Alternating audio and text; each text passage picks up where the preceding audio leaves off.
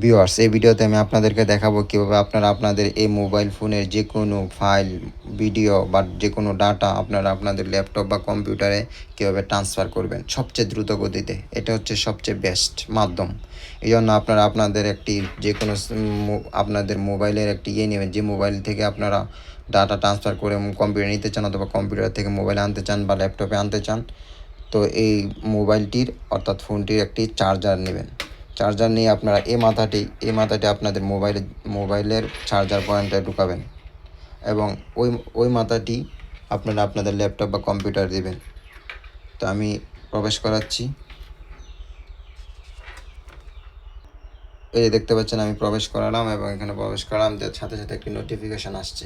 আমার মোবাইল ফোনের নোটিফিকেশানটি এখানে গেছে, অর্থাৎ আমার মোবাইলটি কোন ধরনের মোবাইল, কোন ধরনের ইউএসবি যুক্ত হয়েছে কম্পিউটার, সেই জন্য একটি নোটিফিকেশান আসছে।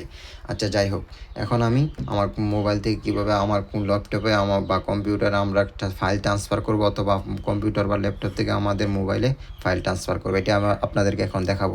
সবচেয়ে সহজ এই মাধ্যমটি আপনারা ব্যবহার করতে পারেন এবং নিরাপদ। তো এই জন্য আমি কী করব, আমার যে নোটিফিকেশান অপশান এটা আমি দেখব। এখানে নোটিফিকেশান আসছে, charging this device by USB. ঠিক আছে, এখানে আমরা ক্লিক করব। এখানে ক্লিক করার পর আমরা 3টি অপশান বা 4টি অপশান দেখতে পারি। এখান থেকে আমরা সিলেক্ট করব ফাইল ট্রান্সফার অ্যান্ড্রয়েড O2, অর্থাৎ ফাইল ট্রান্সফার অপশানটি আমরা সিলেক্ট করব। এখানে সিলেক্ট করার পর সঙ্গে সঙ্গে আমাদের ফাইলটি ট্রান্সফার হবে, ফাইলগুলো ট্রান্সফারের জন্য উপযুক্ত হয়ে যাবে। এই জন্য এই যে দেখতে পাচ্ছেন এখানে একটি নোটিফিকেশন আসছে, আমরা আমাদের ফাইলের প্রবেশ করব। এই যে দেখতে পাচ্ছেন ফাইল ম্যানেজারে প্রবেশ করার পর এখানে একটি পোকো X6 5G অর্থাৎ আমার ফোনটি দেখাচ্ছে। আপনার ফোনটি এখানে নোটিফিকেশানে এখানে দেখতে পাবেন আপনার ফাইলটির মধ্যে যুক্ত হয়ে গেছে। তো এই ফাইলগুলোর মধ্যে এখানে আমি ক্লিক করব আমার ফোনের অপশানটিতে। এখানে ক্লিক করার পর এখানে দেখতে পাচ্ছেন মেমোরি, এখানে আমি ক্লিক করব আমার ফোনের মেমোরি অপশানটিতে। এখানে ক্লিক করার পর আমার মোবাইলের মধ্যে যে ফাইলগুলো আছে, অর্থাৎ আমার মেমোরিতে সবগুলো ফাইল দেখাচ্ছে। এখান থেকে আমি যে ফাইলটি ট্রান্সফার করতে সে ফাইলটি আমি করতে পারবো। এখানে আমি এই ফাইলটিতে প্রবেশ করব। এখানে প্রবেশ করার পর এখান থেকে আমি আমার ফাইল যে কোনো একটি ফাইল, এই ফাইলটিতে আমি প্রবেশ করব। এখানে প্রবেশ করার পর দেখতে পাচ্ছেন অনেকগুলো আমার এখানে ভিডিও আছে। এই ভিডিওগুলো আমি ট্রান্সফার করব আমার কম্পিউটারে। এই জন্য আমি কপি করে নেব। একই নিয়ম, সবসময় আপনারা এই নিয়মটি ফলো করবেন।